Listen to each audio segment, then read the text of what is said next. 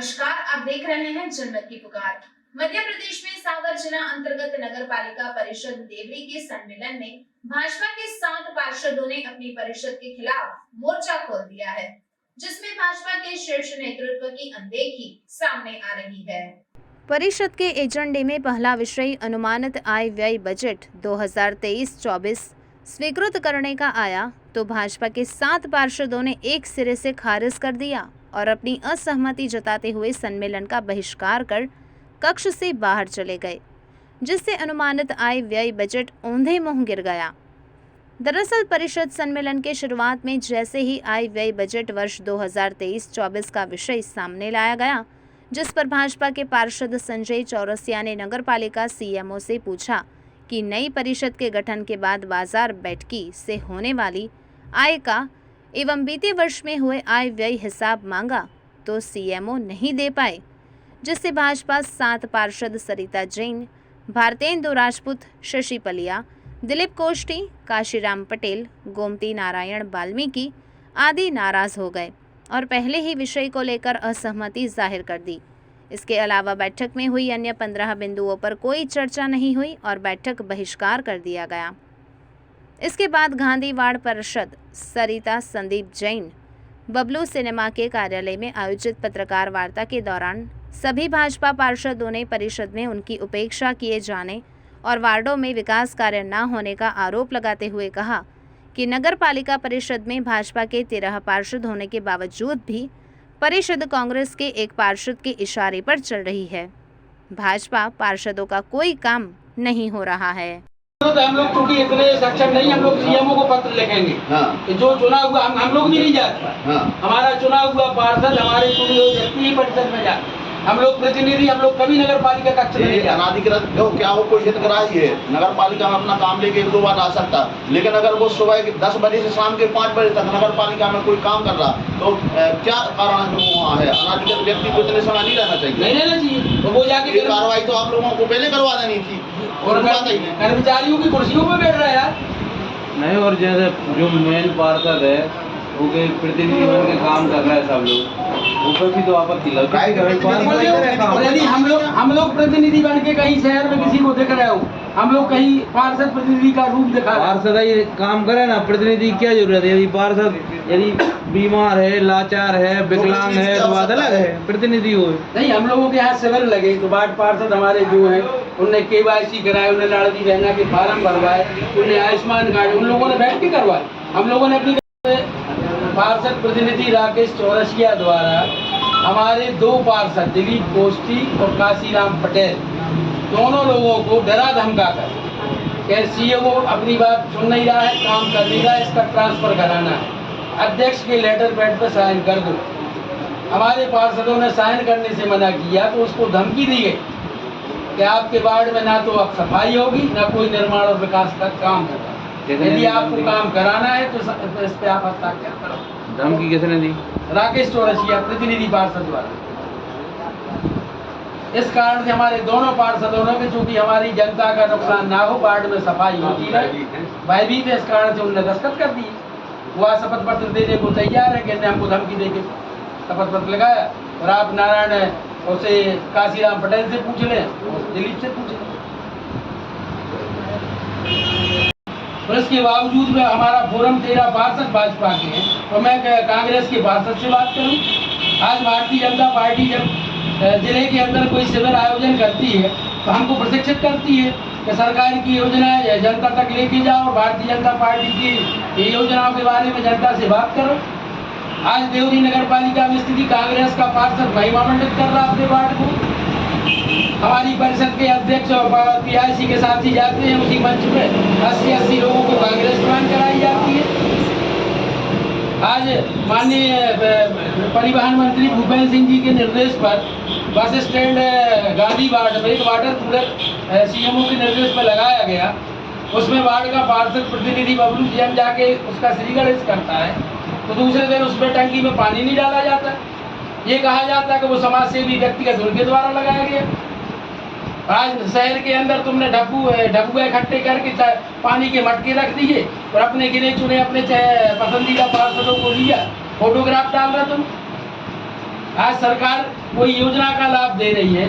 आज राशन पर्ची है, हम नहीं चाहते कि हम किसी व्यक्ति का शहर में प्रचार करें कि हम किसी व्यक्ति को राशन दे रहे हैं। हम अपने घर से नहीं दे रहे, माननीय मुख्यमंत्री शिवराज सिंह चौहान दे रहे, माननीय मोदी जी दे रहे। वहाँ नगर पालिका परिषद में फोटो उतार के उनको महिमा मंडित करते हैं, पूरी शहर में उनको बदनाम करते हैं। एक भी किसी वार्ड की पर्ची निकले वार्ड पार्षद को जानकारी नहीं होती। नगर पालिका अध्यक्ष परिषद में बैठ के हितग्राही को बुला के अपनी फोटो करवा के फेसबुक के माध्यम से प्रचारित करता है। आज आवास को लेके कहो 4 साल हो गई, तीसरी किस्त नहीं डली। उनसे पूछो, जियो टैगिंग नहीं हुई, फोटोग्राफ नहीं हुआ।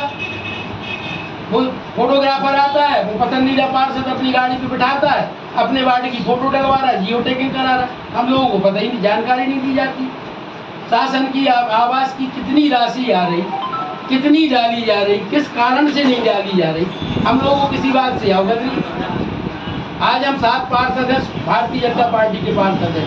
आज हमारा नगर पालिका का जो अध्यक्ष है उसके साथ 2 कांग्रेस के पार्षद मिलकर अध्यक्ष बनाए, और इसी कारण से भारतीय जनता पार्टी ने अपना अधिकृत प्रत्याशी घोषित नहीं किया। इनके पास बहुमत से 1 पार्षद ऊपर था, इसलिए आज मध्य प्रदेश के अंदर पहली नगर पालिका है जिसमें भारतीय जनता पार्टी द्वारा बिना अधिकृत किए इलेक्शन कराया गया। मेरी पत्नी आज जिला योजना समिति में निर्विरोध हुई, उसके बावजूद भी ना तो कर्मचारी, ना परिषद, ना अध्यक्ष किसी बात की तवज्जो नहीं देता। आज शहर के अंदर किसी समस्या के बारे में बात करो, कहीं कोई रिस्पांस उत्तर नहीं, बात की तवज्जो नहीं देता। आज शहर के अंदर किसी समस्या के बारे में बात करो, कहीं कोई रिस्पांस उत्तर नहीं मिलता हम लोगों को। आप लोगों को ये उपेक्षा हो रही है भाजपा के पार्षदों की, तो अगला क्या कदम होगा? अगला कदम ये है कि आज परिषद की बैठक थी, हमारे पार्षद उन्होंने जाके बैठक का बहिष्कार किया है, सबने अपनी असहमति दी है। हमारा नेक्स्ट कदम ये है कि माननीय भूपेंद्र जी मंत्री जी के यहाँ, जिलाध्यक्ष के यहाँ और माननीय शिवराज जी के यहाँ जाके हम लोग अपनी पेशकश करेंगे कि आने वाली विधानसभा में हमारे वार्ड में भारतीय जनता पार्टी का शोषण हो रहा है। आने वाली विधानसभा चुनाव में हमें काफ़ी क्षति हो रही है, इसलिए समय रहते हुए आज कांग्रेस के जो 2 पार्षद PIC में उनको वहाँ से अलग किया है। 13 पार्षद भाजपा की PIC निर्मित हो और सबको विश्वास में लेके यदि पार्टी आदेश करती है काम करने के लिए, अवगत करती है, तब तो ठीक है ना। हम सभी 7 पार्षद भारतीय जनता पार्टी से इस्तीफा देंगे। यदि हम लोगों का ऊपर हमारे उच्च मंत्री लेवल तक लोग नहीं सुनते हैं तो हम लोग मजबूर होके और आज वार्डों के अंदर जनता के बीच में जाके पैर जो हाथ जोड़कर पैर पड़कर निवेदन करेंगे कि आपने हमें जो मत दिया है पार्टी के सिंबल पर मत दिया है, लेकिन वर्तमान नगर पालिका वार्डी हम लोगों का सहयोग नहीं कर रहे और नगर पालिका के खिलाफ SDM और कलेक्टर के यहाँ हम लोग ज्ञापन भी देंगे। तो शहर के अंदर अनियमितता है। आज जहाँ भी निर्माण कार्य हो रहा है सब जगह गुणवत्तापूर्ण नहीं हो रहा, तमाम जगह पब्लिक विरोध कर रही है। गांधी वार्ड में एक रोड का निर्माण हुआ, वार्ड पार्षद को जानकारी नहीं, बाला का 2 जगह वार्ड रोड में क्रैक है। आज शादी विवाह पड़े हैं, धार्मिक आयोजन कथा हो रही, यदि हम लोग कहें फलानी जगह पानी का टैंकर चाहिए, हमारे वार्ड में एक गरीब व्यक्ति था दसेना वाला पटेल, मैंने उससे कहा पैसे लेके जाओ, रसीद कटवा के आओ, टैंकर मिलेगा। इसके बावजूद भी रसीद नहीं काटी गई। कहा गया कि वहाँ रोड का निर्माण लगा है, वहाँ तराई के लिए टैंकर की आवश्यकता है, आपके लिए शादी के लिए नहीं दी जाए। आज बाड़ों के अंदर पुराने हैंडपंप खंडार पड़े, हम लोग 6 महीने से बार आग्रह कर रहे हैं कि गर्मी ग्रीष्म संकट को देखते हुए हैंडपंप को सुधारे जाए, उनका काम नहीं हो रहा। जो कुएं हैं पुराने विरासत वाले, ना उनकी सफाई हो रही।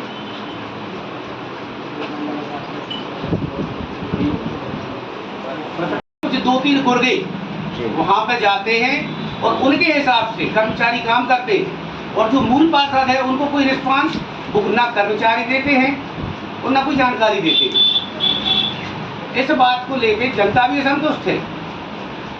तो आज की मीटिंग में जो है बजट प्रस्ताव आया था, उसमें क्या आपने मुद्दे उठाए?